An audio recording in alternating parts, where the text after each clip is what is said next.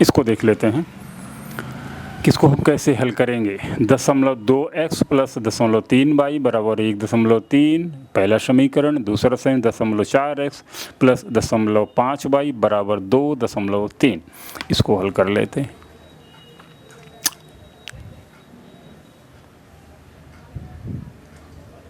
दशमलव 2x plus 0.3y बराबर 1.3 और दूसरा समीकरण लिखा हुआ है 0.4x प्लस 0.5y बराबर 2.3। ये हमारा समीकरण है। तो इस समीकरण को हल करने की कोशिश करते हैं। तो पहले तो आप देख रहे हैं ऊपर नीचे दोनों समीकरणों में सब में दशमलव लगा हुआ है, तो पहले दशमलव हटा लीजिए। दशमलव चलिए हटाते हैं, तो किसी समीकरण को उठा लेते हैं। तो हम समीकरण एक को ही उठा लेते हैं, 0.2x। तो जब हम दशमलव हटाते हैं किसी भी संख्या से तो दशमलव के नीचे 1 कर लेते हैं और उसके बाद जितना अंक होता है उतना 0 लगा देते हैं, फिर प्लस ऊपर वाले को करते हैं 0.3y।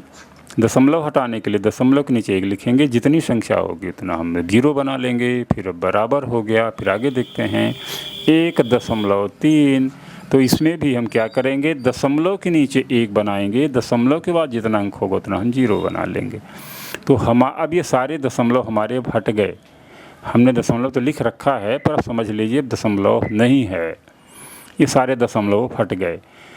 पर हमने देखा कि पूरे समीकरण में 10 10 10 नज़र आ रहा है।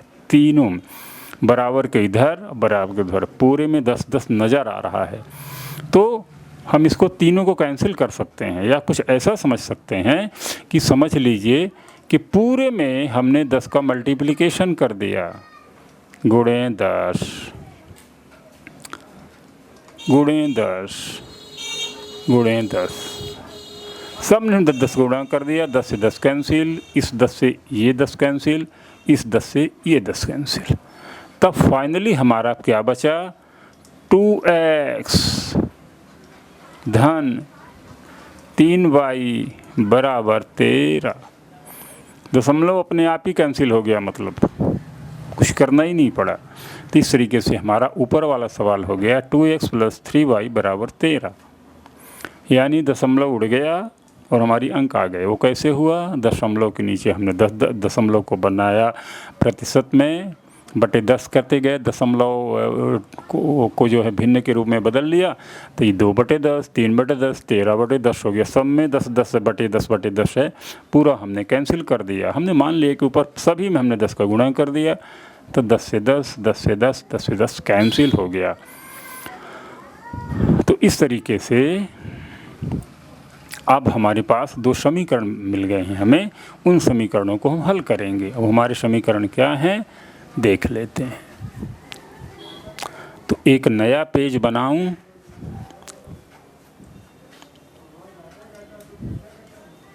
और जो ब्लैक हो, फिर एक रोज पेज बना दो जो ब्लैक हो। तो अब 4 में जाते हैं।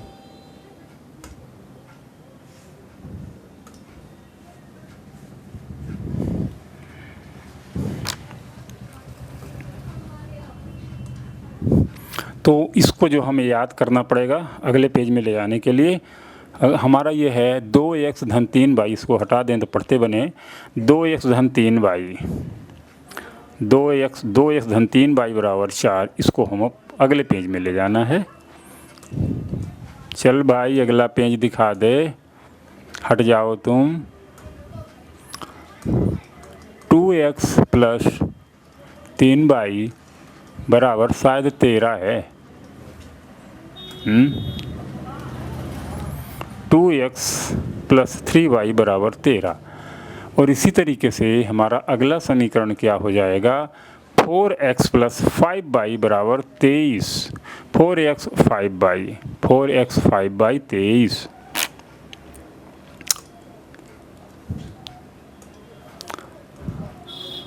4x प्लस 5y बराबर 23।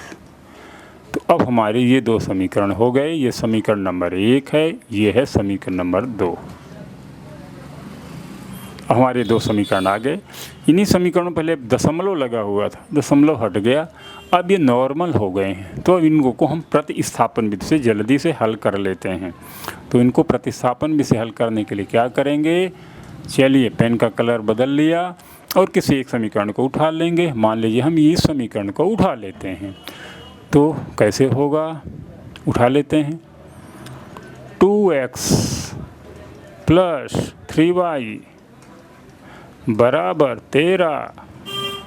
ये हमने ऊपर वाले समीकरण यानी समीकरण नंबर 1 को हमने उठाया। इनमें से किसी एक की हम वैल्यू निकाल लेंगे, काल्पनिक वैल्यू। x की वैल्यू निकालने के लिए दो में से किसी कर लेते हैं। मान लीजिए हम 3y को निकालना चाहते हैं, तो देखते हैं, हम केवल इसको लिख रहे हैं। यहाँ हमने लिख लिया 3y। समझ के रहे होंगे आप शायद।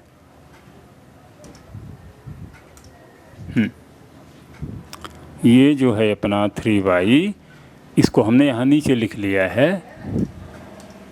यहाँ हमने लिखा प्लस ये वाला प्लस 3y, ये 3y ये बराबर 13। तो 13।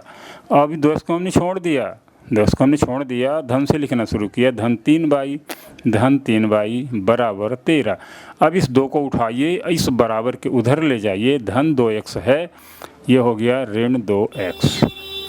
हम यहाँ से देख रहे हैं कि 3y बराबर 13 ऋण 2x। तो y बराबर क्या हो जाएगा, y बराबर हो जाएगा 13 ऋण 2x बटे 3। इस तरीके से पहले समीकरण से हमें y की एक काल्पनिक वैल्यू आ गई। वैल्यू काम की नहीं है ये भाई, इसमें तो अंदर x घुसा हुआ है, x का हमें पता ही नहीं है, तो वैल्यू कितनी होगी हमें नहीं पता। लेकिन ये y की काल्पनिक वैल्यू लगभग y इतना होगा। अब y के इस मान को समीकरण नंबर 2 में प्रतिस्थापित करने जा रहा हूँ, तो कर लेते हैं। जगह कम होने की वजह से इस चीज़ को हम हटा रहे हैं।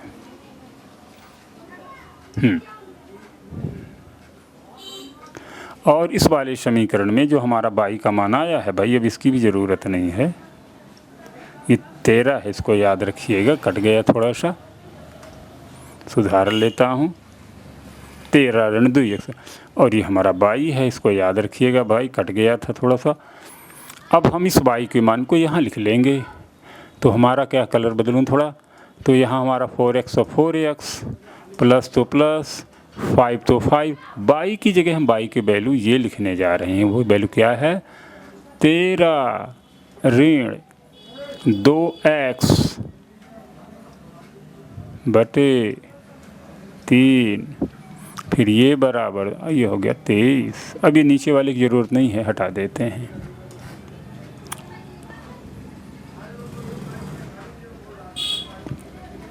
अब इसको हल कर लेते हैं।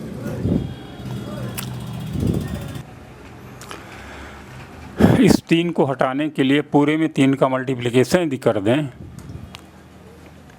अरे भाई यहाँ कर दें गुणे 3, इसमें भी कर दें गुणा 3, और इसमें भी गुणा कर दें 3। इस 3 नीचे वाले 3 को हटाने के लिए, तो हो गया ये 3 चौक 12 x प्लस इस 3 से ये 3 कैंसिल। अब ये हो गया 13 पचे 65, फिर ऋण, फिर 2 पंचे 10 x बराबर 23 में 3 का गुणा कर देंगे। 3 त्रिका 9, 3 दूनी 6। ये ऐसा हो गया। अब यहाँ देखते हैं 12x और ऋण 10x, 12x और ऋण 10x, 12 में 10x निकल गया, तो ये हो जाएगा 2x। कलर बदल दो, लड़े नहीं अक्षर। ये 12x और ये 12x और 10x, 12x में 10x निकल गया, 2x बचा। अब ये जो हमारा 65 है, इधर इसकी कोई ज़रूरत नहीं है, तो हमने बराबर ये वाला बराबर ये हो गया। ये 10x ये 12x दोनों मिलकर 2x हो गए। ये बराबर इधर 69 पहले से था, ये 65 उधर जाएगा, ऋण 65 हो जाएगा। अब यहाँ देखिए 2x बराबर 69 माइनस 65, 69 में 65 निकल जाएगा तो क्या हो गया, 65 4 69 है ना। तो ये गया, थोड़ा सा कलर इसको बदल लो, तो ये बराबर 69 और 59 का हल हो जाएगा 4। 2x बराबर 4, तो हम सब जानते हैं कि 2x बराबर 4, तो x बराबर होता है 2, है ना।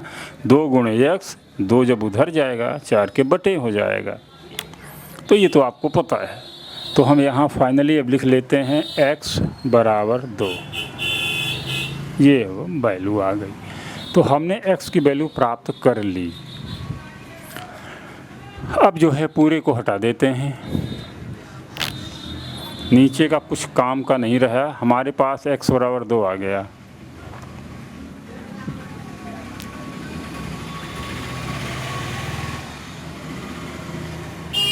अब हमने अभी तक जो मेहनत किया तो हमें पाया कि x बराबर 2 हो गया। अब इस x की वैल्यू को हम 2 में से किसी भी, हालांकि हम के ऊपर वाले से निकाले हैं x का मान, पर अब इस वैल्यू को हम ऊपर भी लिख सकते हैं, नीचे भी लिख सकते हैं, किसी भी समीकरण में लिख करके y का मान निकाल सकते हैं। तो ऊपर वाला कुछ ज़्यादा सरल दिखता है, ऊपर वाले में ही रख देते हैं। तो 2x, 2 इंटू एक्स की वैल्यू 2 प्लस 3y बराबर 13, 2 दूनी 4 प्लस 3y बराबर 13। अब 3y बराबर, ये 3y को हमने नीचे रखा, इस 4 को उधर ले जाएंगे, ये बराबर ये 13, ये 13, ये धन 4 उधर गया, ऋण 4 हो गया। अब आपने 13 में 4 निकाल दिया तो क्या आएगा, 9 आएगा, है ना। 9 4 13, 3y बराबर 9। तो आप सब जानते हो, आपको सबको पता है कि यदि 3y बराबर 9 है, 3y बराबर 9, तो 3 का y में गुणा है ना, इसको 3y को हम 3 गुणे y लिख सकते हैं। और चूंकि गुणा है, जब इधर जाएगा y अकेले होगा, 3 गुणा है y में और बराबर के उधर जाएगा, तो हो जाएगा 9/3। और 9/3 क्या होता है, 3 त्रिका 9। तो फाइनली आप यहाँ से देख लिए कि हमारी y की वैल्यू क्या निकल आई, y बराबर 3। तो इस तरीके से हम ये अभी समझ रहे हैं कि हमारे पास चल भाग्य पूरा x बराबर 2 और y बराबर 3 आ गया।